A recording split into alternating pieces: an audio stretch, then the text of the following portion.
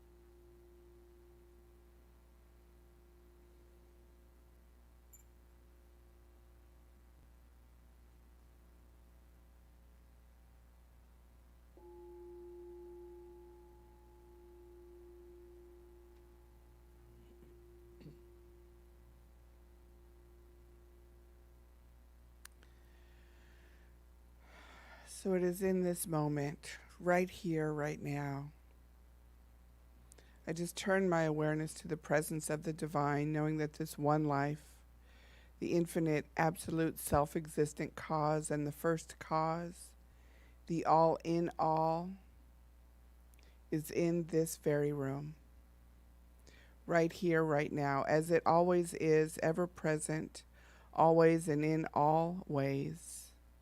I know that the divine is living, moving, having its being and expression in, through, and as me, in, through, and as this community, and as all things. And I'm so grateful for this time together, just knowing that we are one, that we are living in this same life together, that there's no separation, there's only individualization. And I know that in this community, as we come together, this is sacred time, this is holy ground. And I'm so grateful for each person who is here, whether they're here in person right now in this moment, if for those who are online with us in this moment, and those who are watching it sometime beyond this moment.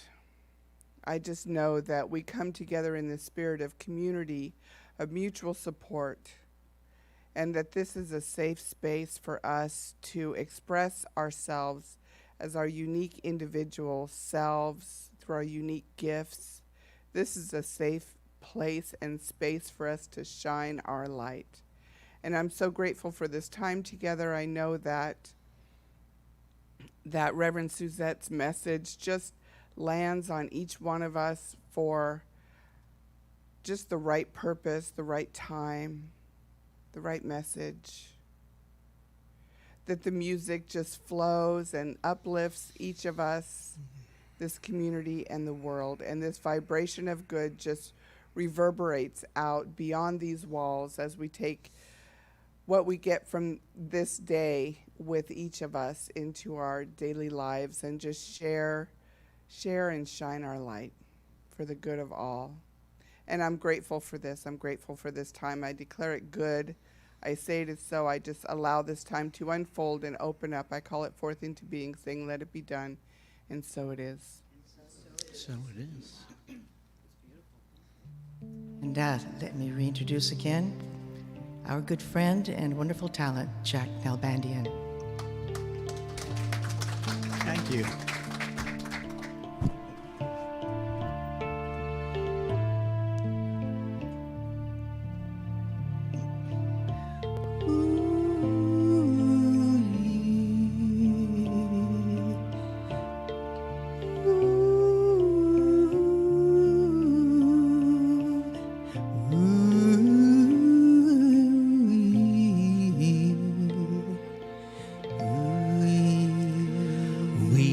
Dancers in the light and singing. We are dancers in the light of truth. We are dancers in the light and dreaming. And this dancer made of light is you.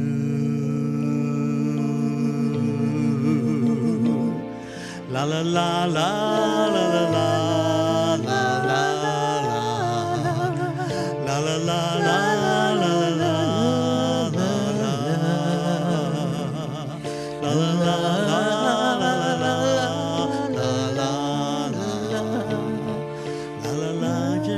made of light is you. Please say you are with me. Say you feel it deep inside. At first you may not know it speaks so gently, but you'll see in time.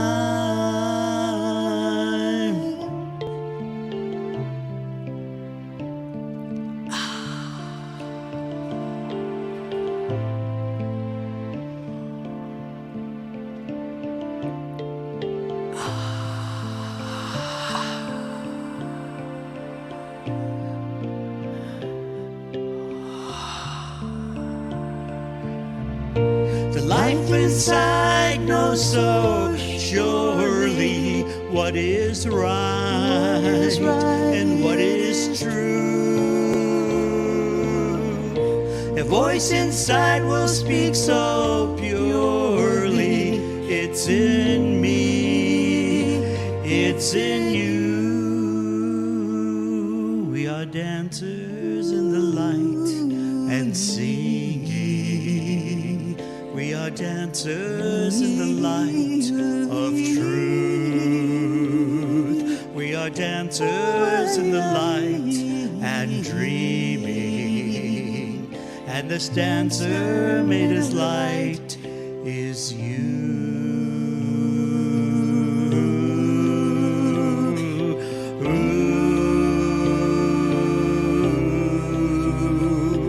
Is you.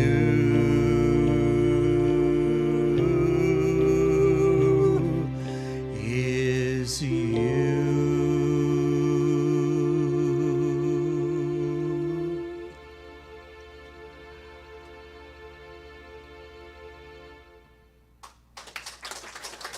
Thank you.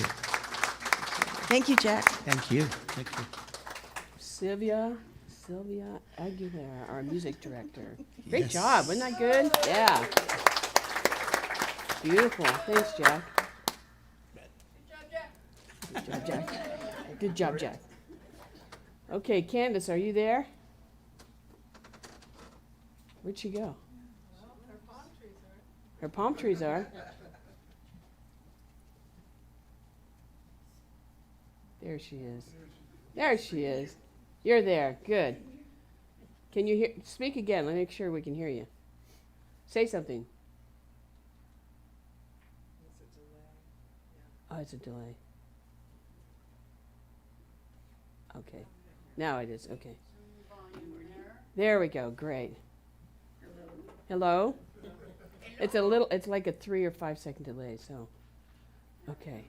All right. So, good morning. This is Candace, by the way.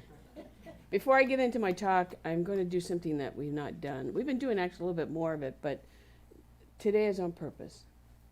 You know, we have practitioners that serve us unconditionally, and it's a big deal. In fact, was it next week? No, 2 weeks. We have the graduation in Seaside for MAVA. Yay! But it's no small feat to become a practitioner. It takes at least 2 to 3 years of just personal study, find out who you kind of are and what your stuff is. And then it takes 2 dedicated years to work out all your, I'll say your issues in a way. We call them rocks. You turn them over until they're ready and fully baked. And then, after that, you're let out on your own, in a way, to decide what you want to do with your ministry. Now, Candace has been with us, I want to say it's almost 10 years, maybe longer than that. And she is now what we call a virtual practitioner. In other words, she not only serves us, but she serves the world. So she's been serving Ukraine for many years, especially during the war, and with many of the people there. She's served our community. After service, she does the online prayer with those that want to stay. And she's been very, very dedicated. And the interesting part is she kind of is unnoticed because she's online.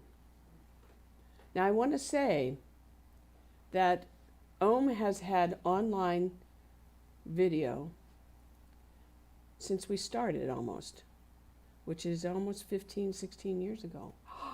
It's a long time, blowing me away. We were one of the very first people to actually offer it when it was awful. Yeah. I mean, awful. That's quite a feat right there. Yeah. And now we lead our entire movement, and COVID kind of pushed everybody to now do it. So I'm very proud of us, and getting back to Candace, though, because she's online, and I should say, over the years, because people were online, they were ignored. In fact, I had one minister one time say, they don't ever give any money. Why do I want to do anything online with people? And I said, that's your community. That is your community. That's your community that is learning to grow, and maybe they'll be here and maybe they won't. But it's not about money. It's about serving. And that's what Candace has been all about. So today I want to recognize Candace for her willingness to stick with us through some difficult times, and also to do the work that she does. And I hear some really wonderful things about the prayers that she does afterwards. So I'm going to ask you all to clap, and then we'll let her talk for maybe a minute. No, or two. Okay?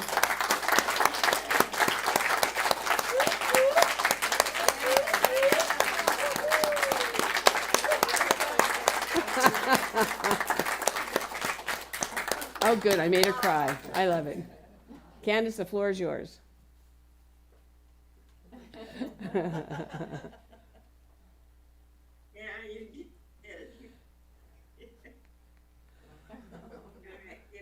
kind of embarrassing to have everybody clap for you. I am really grateful to have become a practitioner with home.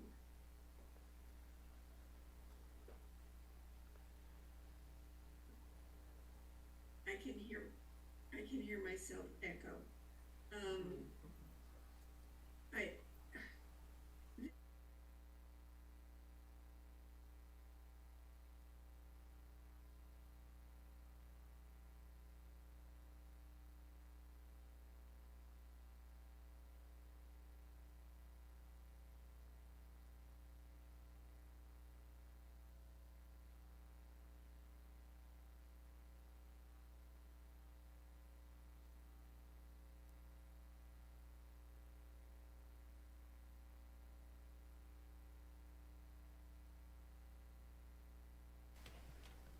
I'll put her back on mute, so she can't hear very well. You're on mute now, all right? Does everyone know where she's at? Does everyone here She's know? in St. Lucia's Islands. Yeah, and did I say that right? Yeah. That's it, okay. And has been there. She actually was in Denver, well, the Colorado, in the middle of these beautiful mountains, and her asthma was getting really bad. So she said, "Where should I go?" And God says, "Go to St. Lucia's." And so she did. She sold everything she had, and she moved there, and now has been there for I think 2 years, around 2 years. Yeah, at least. So, anyway, she's an incredible person, very deep. So when you're online, you get prayer support with her. So take advantage of that. Take advantage of that. We also have other practitioners here. Mary's here. Jody's here. Well, we have a couple ministers here. Who else do we have? Anybody else? Sylvia here. That's right. She's dual job today. Director and what was that? The quiet one, not at all.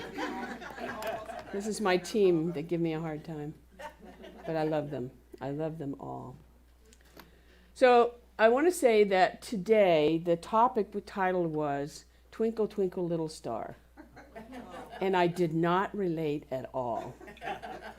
And so I took the meat of the talk and I popped it into a new discovery. Chat GPT, and oh my God, it just really unfolded into a really incredible. I hope you like the talk.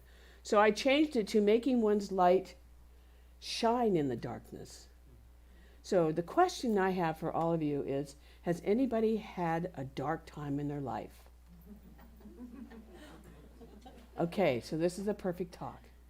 And it's perfect because I'm going to talk about principles. I'm going to talk about, I have a little story for you, and then I'm going to hopefully give you some ideas. And I do have a handout, which is how you shine your light. So you get to, I hope I have enough. If not, we can copy some more. And let's see where it goes, okay? So I'm going to start with a story. Once upon a time. in a small village nestled deep in the lush forest. I had to put two pictures together to make that happen. There lived a wise old woman, and she was known throughout the land for her profound wisdom and her unwavering sense of balance. Anybody have balance these days? No, I don't. No, I'm not. Anyway, her name was Araya, and she understood the importance of embracing all the aspects of life, including truth and wholeness, as it brought to our lives. In the heart of the village was this huge scale, or they called it a teeter-totter, a set of scales. You can all visualize what that is. And it was a symbolic structure for them dedicated to the equilibrium of the tribe. So as long as things were kind of okay, they all were moving forward. See, Araya believed that for fulfilling their existence, the teeter-totter had to exist to be a reminder. Because life takes you different directions, correct? We're all going in many different ways. And that life was not a binary situation of either happiness or sorrow, but rather an interplay of various emotions and experiences. I need a little music. But one day, the village was engulfed in darkness. Nothing worked, and people became fearful. And when they were in fear, they became in despair, and they didn't know how to get out of it. The darkness seemed to consume their families, it consumed the tribe, it consumed the village, and they all yearned for somebody to guide them out of this darkness. And of course, there's Araya. She was the beacon of hope, and she stepped forward to offer their guidance. And here's what she led them into. She said, she reminded the villagers that within every shadow lies a lesson to be learned. Do we love hearing that one? No. Within every challenge lies an opportunity for growth. Darn. To be okay with exploring their fears, which is not easy, right? But to confront them with love and understanding. She taught them that by acknowledging the shadows and embracing them, they could uncover the light that resides within.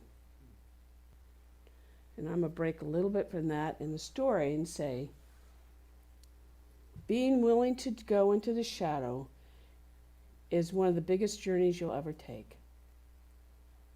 And right now, it seems that they're, and interesting enough, I never expect this, but God always leads me in the right direction, is that I'm dealing with a lot of, not in my own life, but other people that are in that shadow. And I'm sure that all of you know somebody that is in a shadow, right? Everybody know somebody? And we want to fix them. We don't need to fix them. We need to just show them that there's a light at the end of the tunnel and encourage them and let them know they're perfect, whole, and complete the way they are. And it's not easy, but that's our job. We do not have to fix their problem. And as I tell you more of the story and as I go on, you'll understand why. So back to Araya's teaching. She discovered that the continuum of life requires an openness to gain perspectives from both sides. From both sides. And that's the thing, and I remember when I was in the middle of my thing, God knows how many years ago, is that, we have blinders on. We don't look at it like, oh, I'm never going to get out of this or that I need to be open. But something inside of me said, and I think this is what she was teaching her village, is that we have to go through it and let a little light in, let a little more light in, a little bit more and more and more. And then what happens is we start to understand how fear and faith work together. We start to understand the feminine and the masculine. We start to understand the dark and the light, the anger and the peace, the joy and the pain. They're all part of the integral part of the human experience. And when we really get that, then we're not so afraid of it. In fact, I remember in my own life, I would go out and make mistakes at least 3 times. I like to punish myself. But it felt like it. And finally I said, why am I doing that? Why don't I just go to the light? But the other part of that was to create some kind of seek and balance and equilibrium so everybody could embrace the wholeness of all of life within the community. Araya emphasized the importance of spiritual laws, which that's what these are. These are spiritual laws, happen to be science of mind, but they're really spiritual laws of all religions. They're all involved. So here's what the villagers learned. They learned to overcome their fear by cultivating a consciousness of faith. Now, let me ask you a question. If you are in fear, do you think you feel faithful? Do you really believe something's going to happen? No. You're sitting there going, again, the blinders are right there. So that's what you're looking at and saying, no, I'm not sure. But we have to somehow integrate that consciousness. Now, all of you are wise people here, and I know that we've all gone through the darkness because you all raised your hand. Y'all. God, I'm sounding like somebody on TV. Anyway, and because you have done that, one of the lessons is that you are conscious now of it. So when you go through something that's kind of different, you're not sure how to travel, the one thing you do know is that you are conscious that something good can happen. Something can happen. And that's an important lesson to learn for your own self, is that something can happen. As what they say in the story is they recognized with awareness and understanding they could navigate the unknown and release the sense of ominous. In other words, we learn to live in the mystery. How many people are comfortable living in the mystery? Okay, I got a little wave going on there. I want you to know that the mystery is probably the most fun place you could live. Because when you live in the mystery, you get to observe so many, it's almost like being on the spectrum. You get to see so many different things, and you don't have to evaluate them. You just are there. So living in the mystery sounds a little scary, but it's okay. I'll tell you today it's okay, all right? So eventually the village transformed. Things got better, and the darkness went away, and there was a collective enlightenment. It wasn't just Araya telling them they had to be this way. She taught them to come forward and know, face your fears, talk it out, get through it. Just like us in today, when we talk out our fears, I'll give you an example that happened to me on the way home from camping. But what happens is it dissipates that which we were afraid of. So here's the little story. So we've gone camping a whole week with a puppy that's now this big, and a big dog in a fifth wheeler that's kind of narrow. You know what I mean? You guys travel, you know what it's like to have a few dogs and you trying to get around each other in the refrigerator and all that stuff. And so we're like, okay, this is the sales pitch. I'm thinking, we're talking about this how it's, as we age, it gets a little bit harder to travel. And then when you have 2 dogs and extra, it really had gotten hard. So I thought, okay, I'm going to ask a question. This is the fear factor, right? And I thought before I said it, because I've learned over the years, when you're going to ask a question that you're afraid of, you always say, now you may not like this idea, right?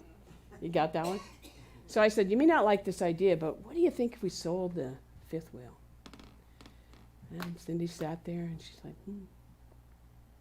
that's a great idea. To my surprise, it was a great idea. Then we started talking about the benefits of doing that, and then how we would do it, and what we have to do in order to do that, and so forth. But moving through that taught me that, maybe, oh, and in fact, here's the good part. This is the God part. She said, where'd you come up with that idea? I said, God told me. So she couldn't fight with me on it. No, I'm just kidding. The point being is that she listened to me, and it was like, oh, great. So now we are going to go on a new adventure, which is to give to somebody a really good fifth wheeler. And that's the sales pitch. Good job. Because it'll be in great shape by the time somebody gets it. And they'll get something for a lot less than if they had to buy it fresh, new. Anyway, back to the story. So the community, and I think when I read the story, I thought of our community. They became seekers, willing to explore challenging topics and situations with openness and accountability. I think of us because we do that all the time. I don't know if you know this, some of you do, some of you don't, but majority of our practitioners, our board members, and a couple other people are reading a book called Community. And I've asked them to be dedicated to this because it's about opening up to the possibilities. Instead of Reverend Suzette telling you what to do, it's about, what do you want? So we're all reading that together. We have people taking classes. I think we have a class now of 8 or 9, 10 people. That's the exploration. Through those classes, what happens is that we start to open up to each other. And now we're on Zoom, which you would think would not be very personal, but we have become so loving to each other online that we see the emotions, we feel the emotions, we know when someone's going through something, and we're not afraid of it because we're all there. And it's like, it's just an incredible experience. So that's the openness, that's the accountability. And then we start to say, okay, what do we want?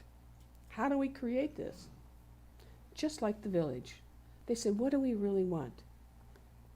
So the idea here is that in the village, they all became willing, just like we are here. I think we have a great community because we all are willing to try something different. And then the teeter-totter, back to the story, in the village remained a symbol of balance. And it was a constant reminder to everyone that came in the village that this community worked together and they worked for wholeness and to be in balance with life. So, that's the end of the story. But what does it all mean? What does it all mean?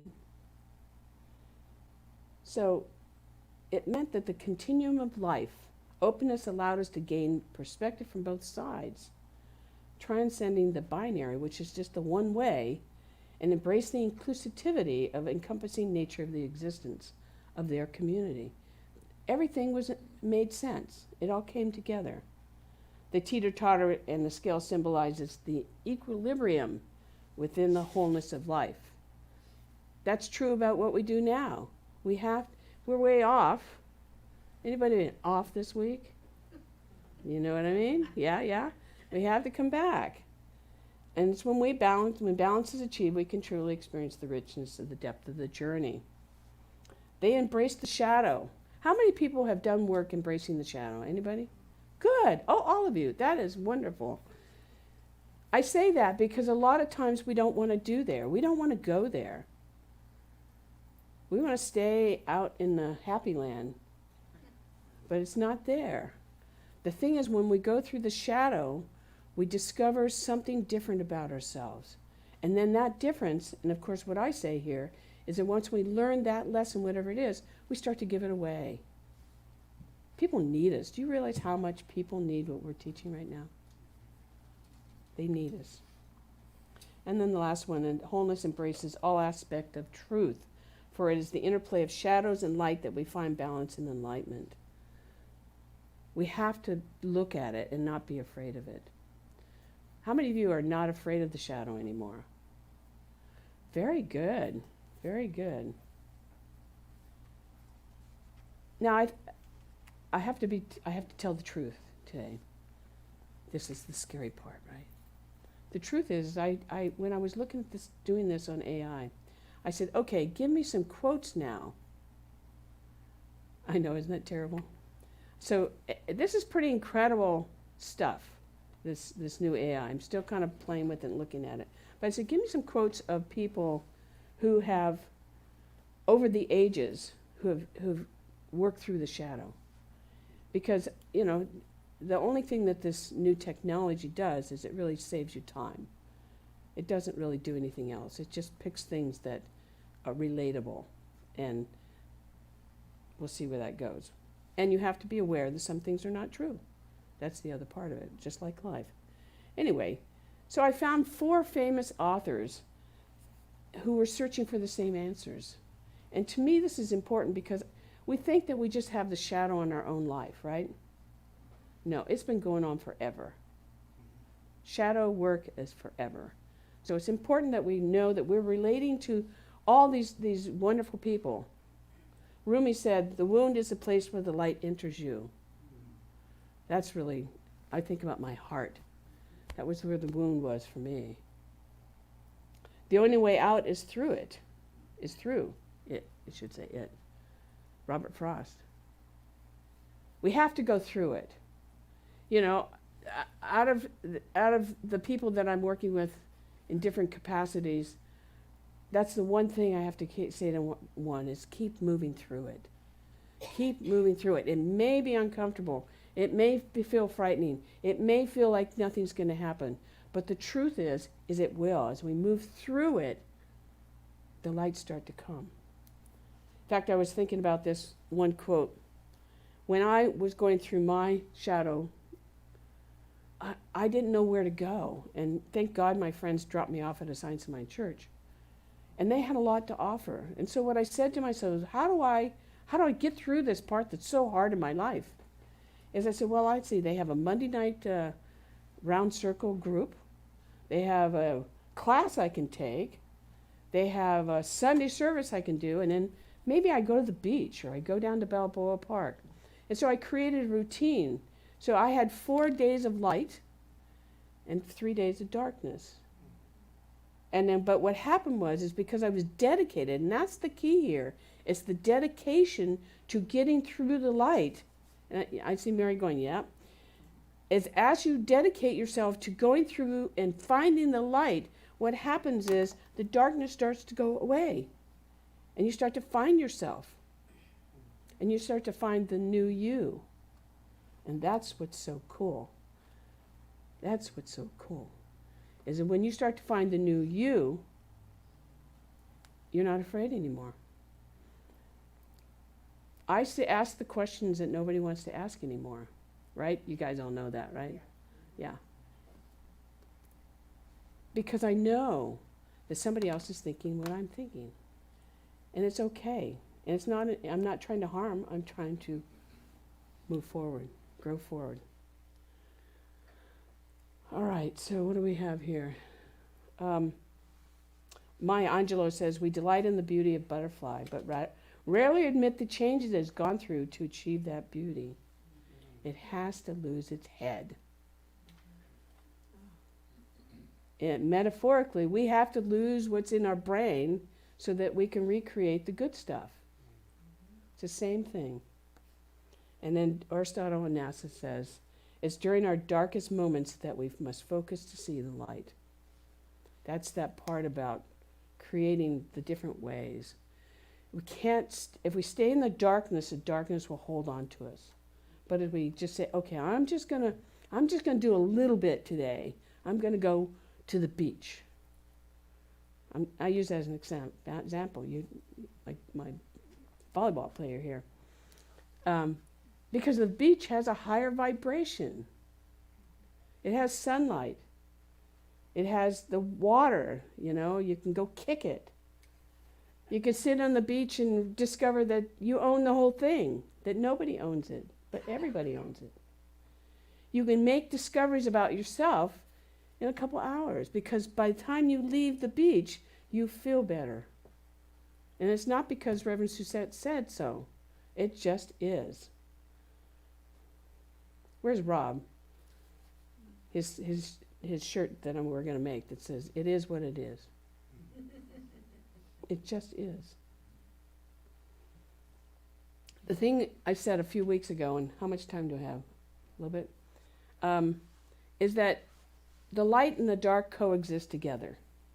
If we know that, we accept that, we go, okay, great. then we can kind of move forward and not think about how do I get there. It's more about knowing that it's there. So what are the spiritual principles? I have a lot here, and I think I will better lock this or I'll be in trouble. I'm just going to summarize some of it. We need to be aware there are spiritual laws. That's number one. It's just like gravity. If I drop this, it's going to fall. There's spiritual laws that are natural laws that are in the universe, and we're here to follow it. If we know that, and if you've all been in the darkness, then you know what I'm talking about. You go out and you hurt somebody, guess what? You might get hurt yourself. It's like you got to know that works. We have to overcome our fear with consciousness. I've said that before. I won't go into that. But if we're conscious that, okay, I'm in fear. How many people drive a lot? Anytime you had a fearful thought driving, especially with the Tesla now, right? You have to be really cautious of that. But it's the mind that's making that up. So you can always create a new picture as you're driving. That happens to me on occasion. The other thing is we have to remember the principle of a mental equivalent. Everybody know what that is? Yes, no? Yes. Maybe not. Okay. Mental equivalent means that if you want to achieve something, you want to keep your mental abilities moving in the direction of what you want. So I'll use my car outside. Well, I wanted a white car, and I wanted a Toyota, and I didn't know where and when I was going to get it, how I was going to get it, all that stuff. So I just kept thinking, here are the qualities that I wanted, and I had no clue as to when that was going to happen. And it just so happened, right?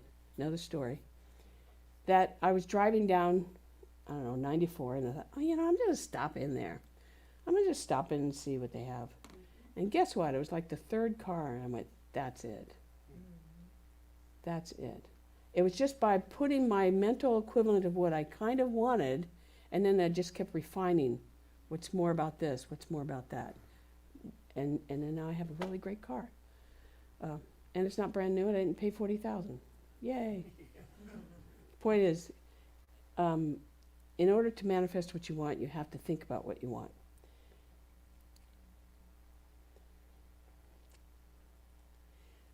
This is something a little different, but I think it's important. I talk a lot about my own little stories. The only reason I do that is so that you'll think of your own self. Because your story is just as important as my story. And when we're surrounded by other people that are going through these situations, these times, we need to acknowledge that their story is just as important and encourage them. Be the ones to encourage them to move through those stories and know they're going to be okay, even though it doesn't look like it. I had somebody call me this week from an institution and says, I feel like I'm stuck here. I can't get out. I said, you're not stuck. I told them the opposite because I know that they're not stuck and I know they will get out. Because I know they're aware of themselves and they will move forward.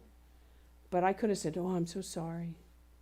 I could have made them feel like, they're destined to be there forever. But I didn't because I know differently. And that's what I want to encourage you to do when you're with somebody, to know they're going to get through that. Help them out.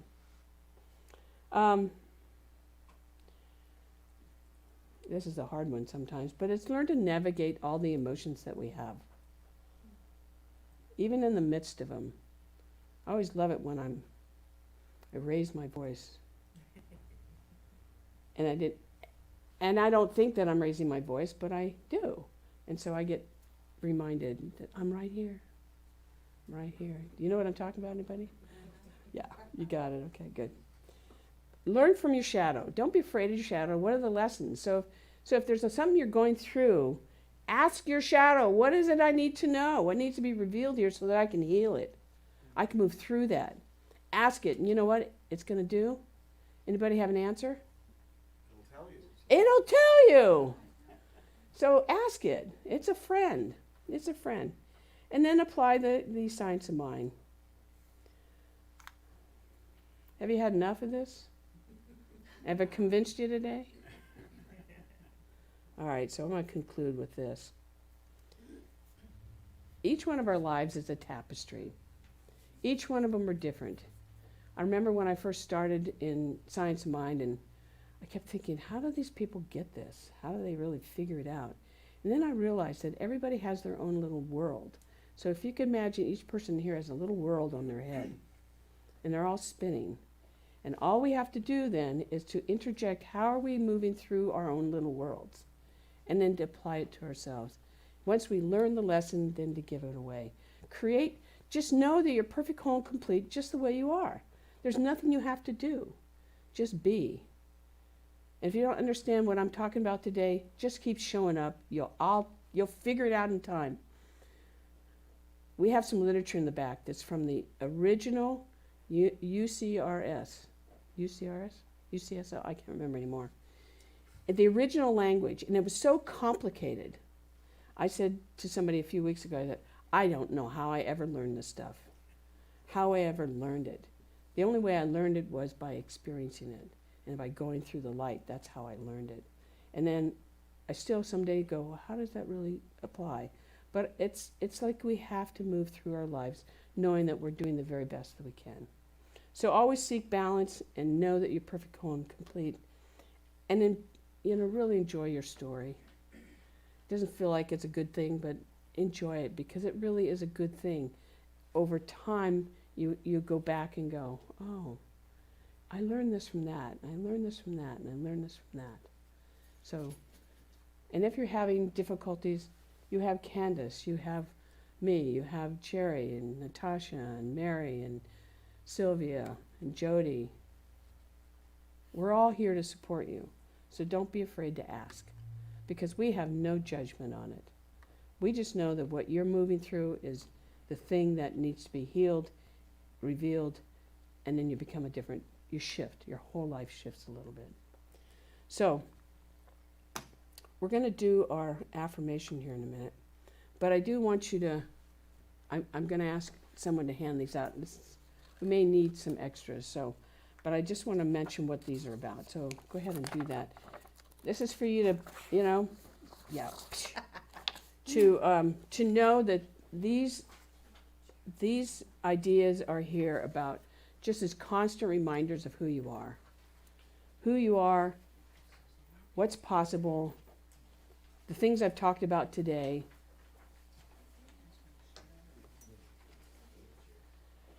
And they're there to help you shine your light in the darkness. I have a couple extra. Anybody need one? Okay, there's some extras here. And if you would like, those of you that are online, if you would like a copy of this, just email me or text me and I'll send it to you. But they're Science of Mind principles. We talk about them, but we never say, well, here's what they really are. John, did you get one? You got one? Give them both one. Because there's no mystery here. All these principles are really principles of every religion that's out there. We just try to have you focus on these things so that you realize how great you are. So, let's do our affirmation. And Twinkle Twinkle is back, knowing that there's something really incredible happening today as you discover and acknowledge yourself for who you are. So we'll do this 3 times.